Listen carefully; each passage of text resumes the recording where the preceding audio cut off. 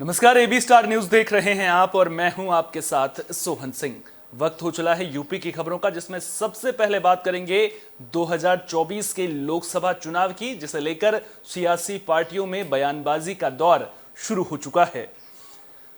संभल से समाजवादी पार्टी के विधायक इकबाल महमूद ने बीजेपी पर जुबानी हमला बोला है। उन्होंने दावा किया है कि 2024 के लोकसभा चुनाव में केंद्र से बीजेपी का नामो निशान पूरी तरह से मिट जाएगा। उन्होंने कहा कि बीजेपी को डर सता रहा है कि 2024 के लोकसभा चुनाव में यूपी में समाजवादी पार्टी की 45 से 50 सीटें आ रही हैं और उनकी सरकार डगमगा रही है, इसलिए बीजेपी टेरर पैदा करने का काम कर रही है। साथ ही उन्होंने धर्म को लेकर हो रही बयानबाजी पर भी आपत्ति जताई और अखिलेश यादव की सिक्योरिटी हटाने को लेकर भी सवाल उठाए हैं।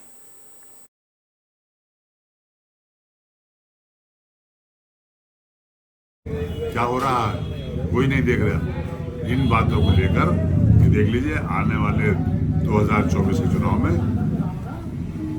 बीजेपी सरकार सेंटर में नहीं रहेगी, मैं गारंटी के साथ कह सकता हूं। नाम बदलने से कोई एक अच्छा नाम रख देते, कोई अच्छा ही नाम रख देते, हिंदुस्तानी नाम रख देते, कोई भी चलिए। मुगलों की वजह से आपको मुगल गार्डन अच्छा नहीं लगा, कोई इतराज नहीं, बदल दीजिए, मगर कोई नाम तो ऐसे रख दीजिए जो पब्लिक एक्सेप्ट कर ले, उसको पब्लिक को पसंद आ जाए। मथुरा के मांट में बीएसपी ने कार्यकर्ता सम्मेलन का आयोजन किया, जिसमें पार्टी के प्रदेश अध्यक्ष विश्वनाथ पाल भी मौजूद रहे। सेक्टर स्तरीय कार्यकर्ता सम्मेलन जावरा रोड पर स्थित श्याम फार्म हाउस पर रखा गया था। पार्टी के प्रदेश अध्यक्ष विश्वनाथ पाल ने कहा कि देश में बहुजन समाज की एक ही पार्टी और एक ही नेता मायावती हैं। उन्होंने कहा कि आज पार्टी का हर कार्यकर्ता उत्साहित और खुश है। इससे पहले चुनाव में हमारे अल्पसंख्यक समाज और पिछड़े समाज के साथ बहुत बड़ा धोखा हुआ था, इन्हें गुमराह करने का काम किया गया था। इस मौके पर पूर्व विधायक पंडित श्याम सुंदर शर्मा ने प्रदेश अध्यक्ष को कृष्ण और हाथी का स्मृति चिन्ह भी भेंट किया है।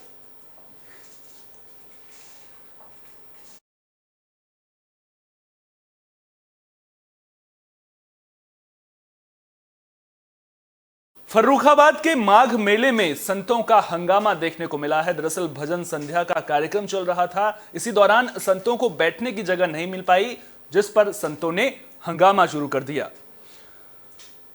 आपको बता दें कि मेला रामनगरिया में जया किशोरी का भजन संध्या का कार्यक्रम चल रहा था और अव्यवस्था की वजह से संतों को बैठने की जगह नहीं मिली थी, जिसके बाद गुस्साए संतों ने कार्यक्रम का विरोध किया। हंगामे के बाद संतों को बैठने की जगह मिल पाई। संतों के अलावा डीएम, एसपी और विधायक सुशील शाक्य भी जया किशोरी के भजनों का आनंद लेते हुए नजर आए।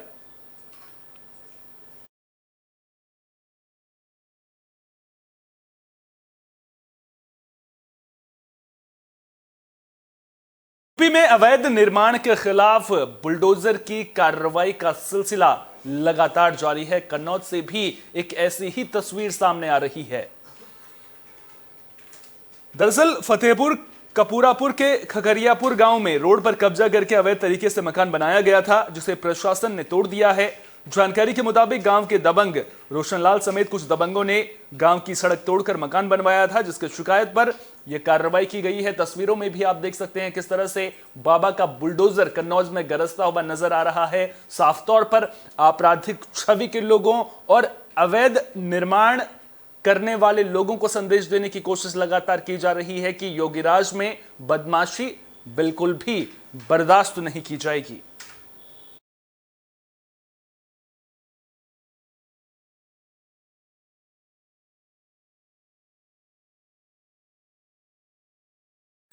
पश्चिम बंगाल में तैनात मथुरा के रहने वाले एयरफोर्स के जवान की सड़क दुर्घटना में मौत हो गई, जिसके बाद परिजनों ने इस पूरे मामले को लेकर सवाल खड़े किए हैं।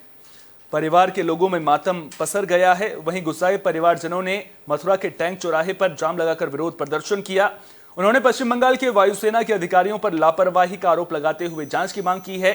शहीद जवान के परिजनों का कहना है कि सेना के अधिकारियों द्वारा अनुज की कोई खबर नहीं ली गई और अनुज 10 घंटे तक घायल अवस्था में घटनास्थल पर तड़पता रहा। बता दें कि मथुरा के थाना मांड क्षेत्र स्थित ग्राम अहमदपुर का रहने वाला अनुज तिवारी, जो हसीमारा पश्चिम बंगाल में भारतीय वायुसेना में तैनात था, जिसकी ड्यूटी पर जाते वक्त दुर्घटना में मौत हो गई। अनुज तिवारी की मौत की खबर जैसे ही परिवार के लोगों को मिली तो सभी परिवार के लोगों में मातम पसर गया। वहीं अचानक हुई मौत के चलते परिवार के लोगों में आक्रोश भी व्याप्त है। जिसके चलते जवान के परिजनों द्वारा मथुरा के थाना सदर क्षेत्र स्थित टैंक चौराहा पर जाम लगा दिया गया और पश्चिम बंगाल के वायुसेना के अधिकारियों पर लापरवाही का आरोप लगाते हुए जांच की मांग करने लगे। शहीद के परिजन लगातार प्रदर्शन करते हुए नजर आए। उनका कहना है कि अनुज रोजाना की तरह फोन कॉल आने पर ड्यूटी के लिए निकला, लेकिन करीब 10 घंटे तक अनुज ड्यूटी पर नहीं पहुंचा। इस बीच सेना के अधिकारियों द्वारा अनुज की कोई खबर नहीं ली गई और अनुज 10 घंटे तक घायल अवस्था में घटनास्थल पर तड़पता रहा। परिजनों का कहना है कि समय रहते अगर वायुसेना के अधिकारी अनुज की खोज कर लेते तो शायद मथुरा का लाल आज हम सब के बीच में होता, लेकिन अधिकारियों की लापरवाही के चलते आज वो हम लोगों के बीच में नहीं है। परिजनों का कहना है कि अधिकारियों द्वारा मामले में लापरवाही बरती गई है, उनके खिलाफ कठोर कार्रवाई अमल में लाई जानी चाहिए। नहीं, हम तो आगरा से आए हुए हैं और ये हाशीमारा में जी कहाँ पर तैनात थे ये हाशीमारा। तो क्या हादसा हुआ है? वो एग्जैक्ट मुझे जानकारी नहीं है, मैं तो आगरा से। भाई के साथ ही जॉब करते थे जी, साथ ही उनके लगे थे जी ये बाइक से ऑन यानी कि ड्यूटी जा रहे थे जी। तो जब ये हादसा हुआ है। कहाँ पर हुआ है हादसा? ये ऑन ड्यूटी किस जगह पर हुआ है? ये वही है वेस्ट बंगाल में। किस में थे ये? एयरफोर्स 16 में बेटा शहीद हुए हैं, क्या कहेंगे इनको लेकर के? कि भगवान इनकी आत्मा, इनकी परिवार की उनको आत्मा को शांति दे, यही गुजारिश करूँगा और ये मैं इनसे ऐसे शहीदों को नमन करता हूँ। बात औरैया जिले की कर लेते हैं, जहां पर अवैध प्राइवेट हॉस्पिटल्स पर प्रशासन ने शिकंजा कसना शुरू कर दिया है। ऐसा ही एक मामला बिधुना कस्बे से भी सामने आ रहा है। बिधुना कस्बे में एक घर में चल रहे प्राइवेट अस्पताल का यह पूरा मामला है, जहां गैरकानूनी तरीके से महिला की डिलीवरी भी की जा रही थी। मामले की शिकायत फोन के जरिए किसी ने स्वास्थ्य विभाग को दे दी, जिसके बाद स्वास्थ्य विभाग की टीम बिधुना सीएचसी के अधीक्षक की अगुवाई में छापेमारी करने पहुंची। स्वास्थ्य विभाग की टीम को देखकर स्टाफ फरार हो गया। वहीं स्वास्थ्य विभाग ने मामले में कार्रवाई की बात कही है। देखिए, फोन के माध्यम से एक सूचना प्राप्त हुई थी। सूचना में ये बताया गया कि इलीगल तरीके से एक आवासीय परिसर में जो है डिलीवरी जो है कराई जा रही है और मेरे द्वारा जो है यहाँ पर जो है देखा गया तो वहाँ पर वाकई में जो है एक डिलीवरी जो है यहाँ पर कराई जा रही थी। सर किसके द्वारा कराई गई? अब ये तो नहीं पता, फिलहाल जो है डॉक्टर यहाँ से भाग गए हैं, उनका क्या आता पता नहीं। क्या इस हॉस्पिटल के डॉक्यूमेंट्स वगैरह आपको उपलब्ध कराए गए? नहीं, डॉक्यूमेंट भी इनके पास प्रॉपर डॉक्यूमेंट नहीं है। इनके पास जो है 2 डॉक्यूमेंट है, मेडिकल पोल्यूशन कंट्रोल बोर्ड का है, सीमो के यहाँ से जो रजिस्ट्रेशन होता है वो। प्रयागराज में एक दिव्यांग प्रशासन से इंसाफ की गुहार लगा रहा है। दरअसल दिव्यांग का मकान तोड़ दिया गया है, जिसके बाद उस दिव्यांग ने राजस्व विभाग की कार्यशैली को लेकर सवाल खड़े किए हैं। हंडिया तहसील के सिथौली गांव के रहने वाले दिव्यांग शिवराम का आरोप है कि गांव के कुछ अराजक तत्वों से मिलीभगत कर राजस्व विभाग की टीम ने उनका मकान तोड़ दिया है। पीड़ित की माने तो उन्होंने पुश्तैनी जमीन पर मकान बनवाया था। जब कुछ लोग जबरन रास्ते की मांग करने लगे तो मामले को लेकर दीवानी में वाद भी दाखिल किया, जिसकी अगली सुनवाई 6 मार्च को है। कागजात भी राजस्व विभाग को दिखाए गए, लेकिन फिर भी उनका मकान तोड़ दिया गया, जिसके बाद अब दिव्यांग ने प्रशासन से इंसाफ की गुहार लगाई है। साहब ऐसे सबको मिल के हमारा घर गिराए दिन मेरे राय कोनो शरण साहब हुए, सारा गल्ला पानी सब उसी में रखे थे सर। हमारा खाने के लिए इस समय हमारे पास कुछ भी नहीं बचा है, सब देखो कुल। तो क्या ये मकान आप लोग गांव सभा में था कि भूमधरी में था?